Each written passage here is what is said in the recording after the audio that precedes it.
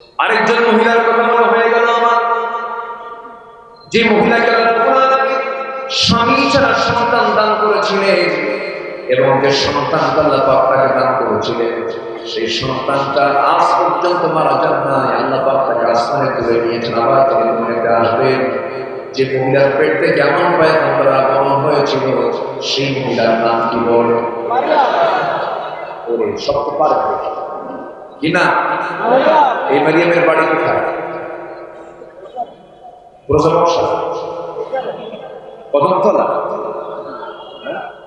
কোথায় আপনি বলেন, একটু বলেন। হ্যাঁ, ফিলিস্তিন। হ্যাঁ, এখানে কে যেন বলেন ফিলিস্তিন, মসজিদুল আকসা।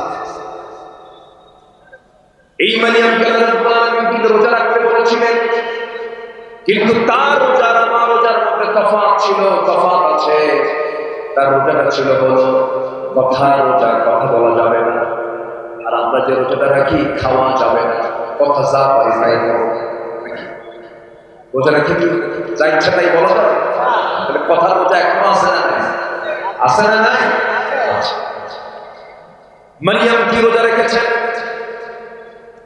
আল্লাহ রাব্বুল আলামিন এই মহিলাকে এমন সম্মান দান করেছেন, এমন বংশীয় তিনি নারী ছিলেন যার বাবার নামে আল্লাহ রাব্বুল আলামিন সূরা দিয়েছেন, সূরা আলে ইমরান।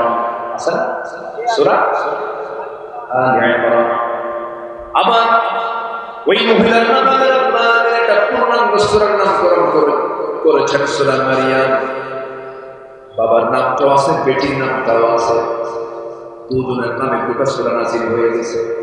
এত সম্ভ্রান্ত পরিবার আল্লাহ রাব্বুল আলামিন পরিবার নিয়ে বলছেন, ইন্নাল্লাহা আসতাফা আদাম ওয়া নূহা ওয়া আলা ইব্রাহিম ওয়া আলা ইমরান আলাল আলামিন যুররিয়াতান বা'দুহা মিন বা'দ।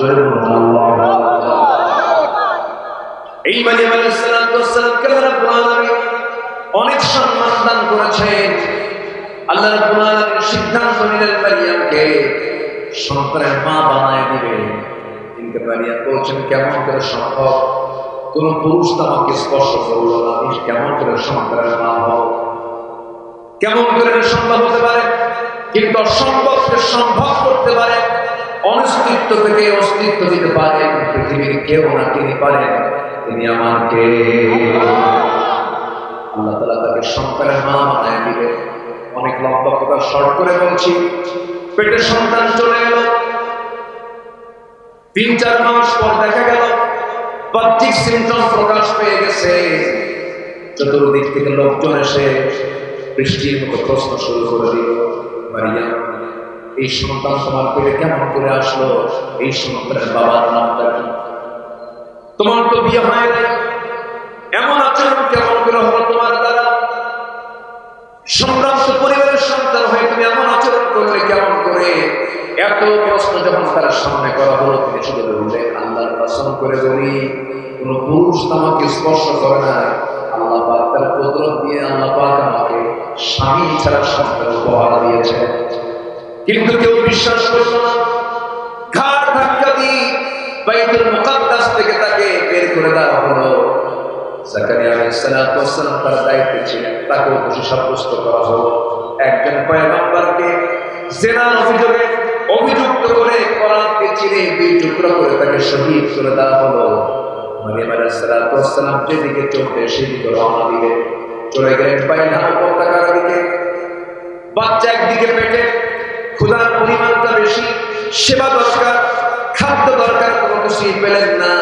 দরজার পিরামিড হয়ে শুধুমাত্র মারিয়াম সাহায্য চাইলেন কার কাছে? আলাইসা আল্লাহু বিকাফিন আবদাহ, বান্দার জন্য কে যথেষ্ট? আজকে বলে না, কে যথেষ্ট? আল্লাহ যথেষ্ট। মারিয়াম আলাইহিস সালাম 10টি মাস যখন পূরণ হয়ে গেল, তাফসীর আসছে তিনি একটা শুকনো ডালের নিচে তিনি বিশ্রাম নিচ্ছিলেন। যে ডালে কোনো শাকসবজি, যে ডালে কোনো পাতা পল্লব ছিল না, সবুজ শ্যামল ছিল না, শুকনো ডালের নিচে তিনি শুয়ে আছেন, কোনো ফলমূল ধরে নাই। তোমার তুমি ঘুমে গেলেন, ঘুম থেকে জাগা পেয়ে দেখে আল্লাহর ফয়সালা, তার ডান পাশে শত সন্তান ঈসা আলাইহিস সালাম হাত পা নড়াচড়া করছে। এই পৃথিবীতে তিনজন নারীর সন্তান ডেলিভারির সময় দুনিয়ার কোনো ধাত্রীর প্রয়োজন হয় না। এর মধ্যে মারিয়াম আলাইহিস সালাম ছিলেন একজন। তিনি যখন জায়গা পেলেন, সন্তানকে দেখলেন, কলিজা শীতল হয়ে গেল। শুকনো ডালের দিকে তাকায় দেখেন পাতা পড়ল, সবুজের সঙ্গে রূপান্তরিত হয়ে গেছে। ফলগুলো টসটসে ফলগুলো ধরে আছে। সেই ফলগুলো হাত দিয়ে পারলে খেয়ে দিলেন, জীবনের শক্তি পেলে বুকে দুধ চলে আসছে। সন্তানকে দুধ পান করালেন, সন্তানকে দুধ পান করালেন। 3টা দিন 3টা রাত সেখানে থাকলেন। এরপরে তাকে জানিয়ে দেওয়া হলো, মারিয়াম তুমি এখন এই জায়গায় থাকবা না, তুমি এখন চলে যাও লোকালিটিতে, মানুষের মতো তুমি চলে যাও, বাইতুল মুকাদ্দাসে চলে যাও। তিনি বললেন আমি কেমনে যাব? আমার তো যাওয়ার কোনো পথ নাই, কারণ ইতিপূর্বে আমাকে যে গালিগুলো দেওয়া হয়েছে, এখন যদি সন্তানকে সাথে নিয়ে যাই গালির পরিমাণটা ডাবল হয়ে যাবে। কি জবাব দেবো আমি? আমার তো কোনো জবাব নাই। সন্তানও গালি খাবে, আমিও গালি, আমার সামনে গালির বৃষ্টি শুরু হয়ে যাবে। আল্লাহ আমি কেমন করে যাব?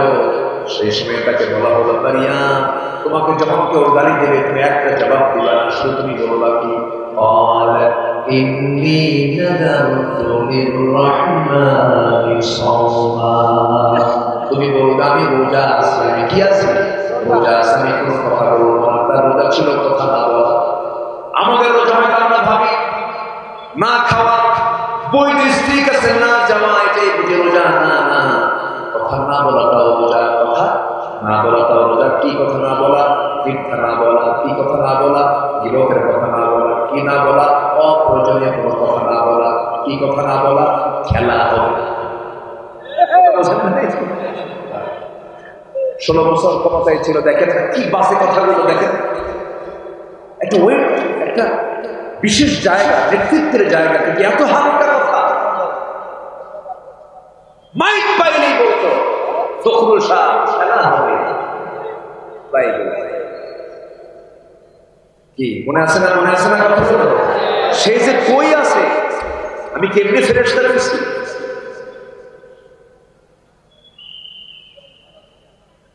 হাজার হাজার মানুষকে খুন করা হয়েছে।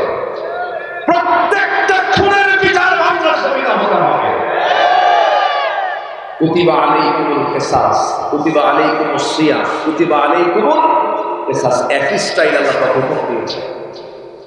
হত্যার বিচার কে চান? আল্লাহ। প্রতিটি হত্যার বিচারক কে চান? আল্লাহ। আল আইনু বিল আইন। আছে না? আছে না? আছে না? আছে না? চোখ তুলে নিয়ে চোর চোখ, হাত কেটে চোর হাত। কার কথা? আল্লাহ। আজকে বলবেন না কার কথা? আল্লাহ। মারিয়াম আলাইহিস সালাম বলেন আমি কোনো কথা বলবো না, চুপচাপ। কথা বলবে কে? উনি ইশারা করে বলছেন ওই যে দোলনায় আছে আমার বাচ্চা। বাচ্চার বয়স 3 দিন। কয়দিন? 3 দিন। ওরা বলে মারিয়াম কি পাগল হয়েছে? এই বাচ্চা কথা কয়? এই বাচ্চা কেমন কথা বলবে?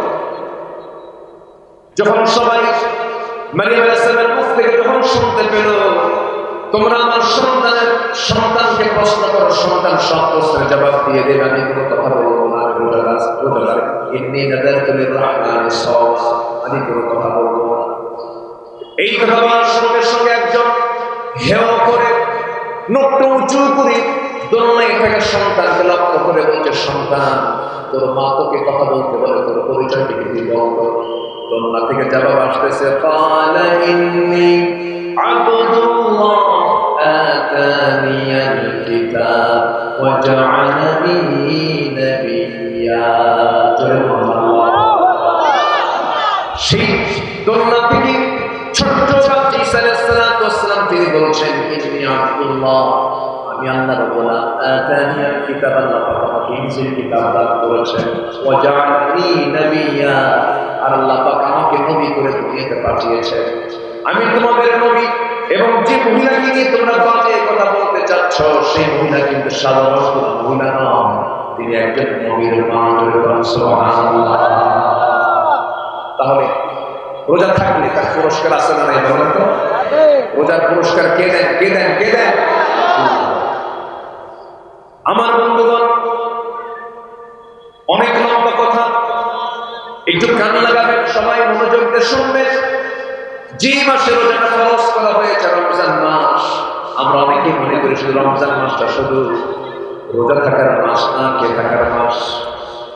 রাতে তারাবি করবো, দিনের বেলা রোজা রাখবো, এটার জন্য মাহে রমজান, তা কিন্তু নয়। এই রমজানের সঙ্গে যে কত স্মৃতি বিজড়িত আছে। এই রমজান মাসে জীবন দিয়েছেন 14 জন সাহাবী। কয়জন? 14 জন সাহাবী জীবন দিয়েছেন। এখন যদি আমরা বলি রমজান মাস হলো শহীদের মাস, ভুল হবে নাকি?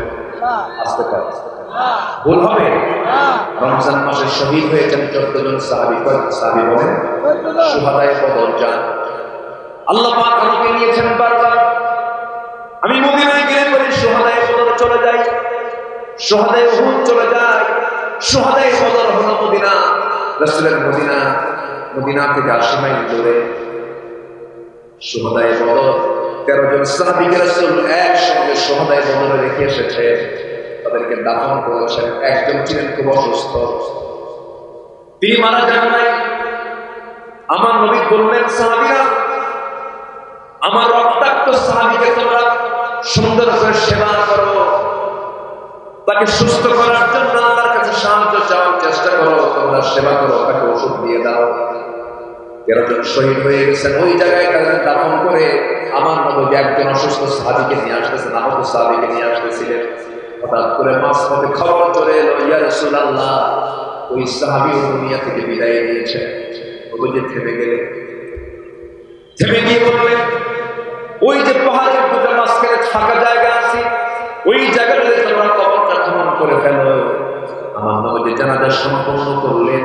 ফেরার পথে আরেকজনকে, 13 জন এক জায়গায়, আরেকজন আরেকটা ভিন্ন জায়গায়, এই 14 জনকে দাফন করে এসে আমার নবী মদিনার মসজিদে এসে ঢুকলেন। কোন মাসে? বলেন বলেন বলেন, কোন মাসে? আমি যদি বলি রমজান মাস শহীদের মাস, ভুল হবে নাকি? রমজান মাস বিজয়ের মাস। আমরা অনেকে বলি, আমার দেশে এটা বহুল প্রচলিত। কেন? 1971 সালে দেশে যুদ্ধ হয়েছে, বিজয় হয়েছে ডিসেম্বরে। 16 ডিসেম্বরকে আমরা বিজয় দিবস বলি, ডিসেম্বরকে আমরা বিজয়ের মাস বলি। কিন্তু আমরা যদি ইমানের চেতনায় লালন করে যদি আমরা যদি বলতে চাই, বলি ইমানের দৃষ্টিকোণ থেকে, ইসলামী দৃষ্টিকোণ থেকে যদি বলি, প্রকৃত বিজয়ের মাসটা কোনটা বলুন? সেই বিজয়ের মাসটা কোনটা হবে? বলেন বলেন, কোন মাস? কোন মাস? কোন মাস? বিজয়ের মাস রমজান, শহীদের মাস রমজান, জিহাদের মাস রমজান। ঠিক কিনা? জিহাদের মাস হোক রমজান।